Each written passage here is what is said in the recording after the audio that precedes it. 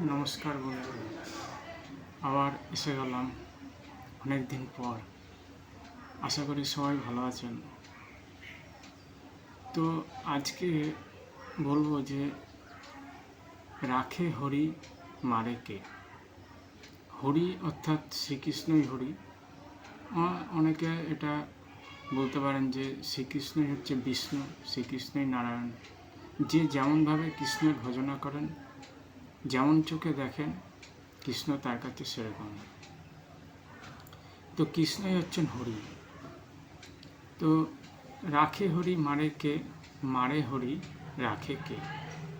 হরি যদি কাউকে মারেন তাহলে তাকে কেউ রক্ষা করতে পারে না। আবার হরি যদি কাউকে বাঁচান তাহলে কারো সাধ্য নেই যে তাকে কেউ মারে।